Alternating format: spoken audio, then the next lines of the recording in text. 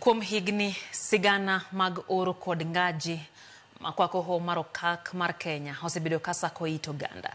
Nyithindo inyuolo e chan kod ngima marach, jodongo tho, jamni rumo kendo gwenge chal ka gima rumo kaka ndalo medo sudo.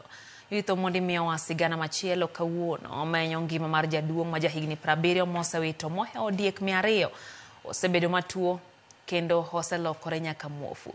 Jaduong' ma neni kod mwandu kod ngima higni mokalo sani koro wito geno.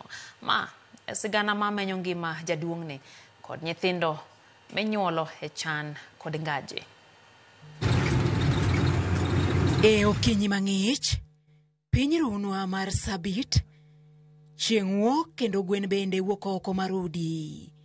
Walimo dala jaduong' moro ma jahigni 70, Bobo Sora e nyinge.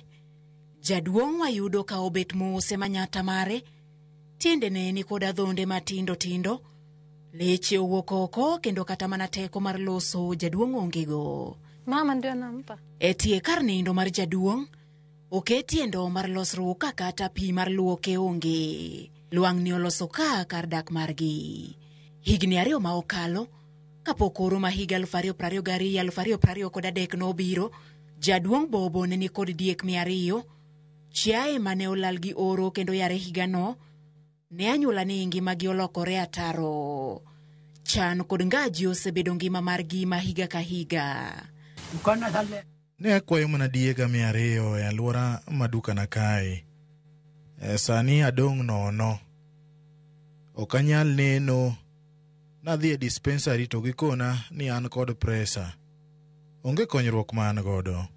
Kopogore kod ting' mar rito jaduong', jaod Bobo mama Helen odong' kod ting' mar manyo chiemo ne nyithinde 4.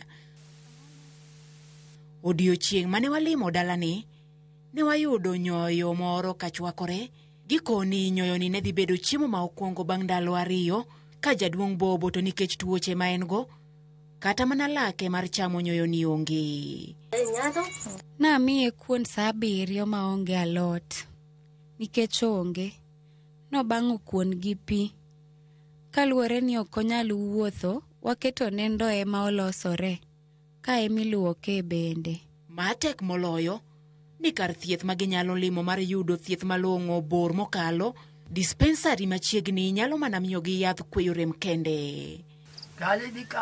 Onge nengo mar ngima kendo. Agombo mana tho. Ngima mar Bobo nyiso ngima ma jodongo kalie, ma samoro miyo ging'ielo rengo mapiyo, ka nyithindo minyuolo bende lwari e lwet midhiero. Sawa. Kilomita ma ok bor ahinya kiwuok e dala Bobo, sub-county makor, nyithindo inyuolo e ngaji. Ka kata lewni ma nyithindo rwako e maonge. Tielo tar kendo kata mana dhogi bende nyiso ni midenyo go gi ngoga.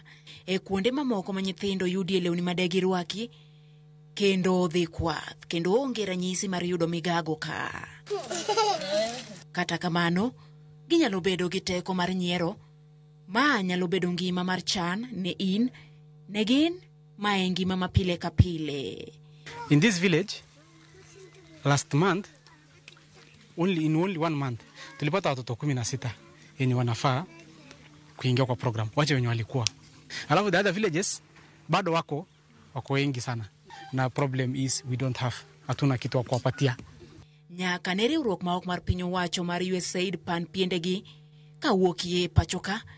Nyithindo gi oseyudo midhiero ahinya to kaluwore ni sir mane miyo gi nyinyo, mane bero ngima mag-gi ne orumo. Mama anakuja na mtoto mgonjwa, baada kumpatia madawa, anakuambia mwanangu nikule nini?